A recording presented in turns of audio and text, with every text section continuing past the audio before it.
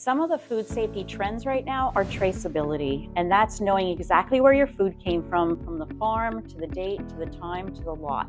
Temperature control is also always important for food safety, and good hand washing. That's not a new trend, but it's something that's absolutely essential for good public health and definitely for food safety. So you want to get really hot water, as hot as you can stand it, lots of soap, lots of lather, and wash your hands for about 20 seconds. Some people say by the time you sing the happy birthday song in your head, that's enough time. Some other food safety things that you can do at home pretty readily are use good hot soapy water to wash down all kitchen counters. Don't keep reusing the same dish rag or washcloth over and over. You want to get new ones, or you want to wash the ones that you're using regularly. Also, don't leave food out on the counter. Minimize that as much as you can. Keep cold food cold, usually at 41 degrees or lower, and hot food hot at 135 degrees Fahrenheit or higher. And that goes a long way with good hand washing for food safety.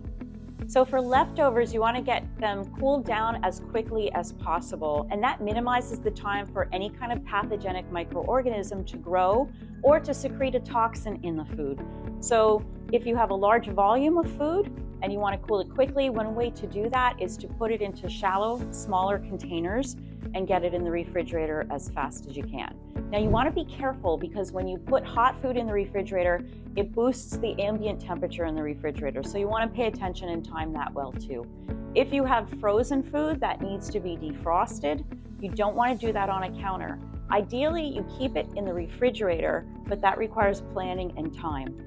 Another way you can do that is to defrost food under cold running water. That helps, and it works pretty well too.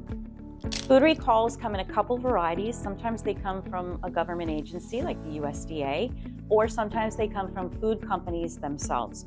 Whenever you hear of a food recall, it's good to check and make sure in your kitchen inventory that you don't have any of these items.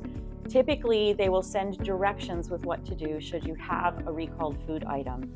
By the way, it's not always just food safety from pathogens and microorganisms for which recalls happen, but sometimes it's because of allergen contaminants. So food allergens are something that you want to be cognizant of as well.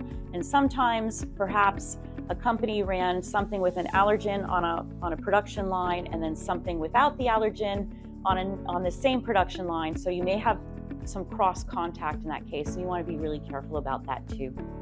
Food safety is a subset of good public health.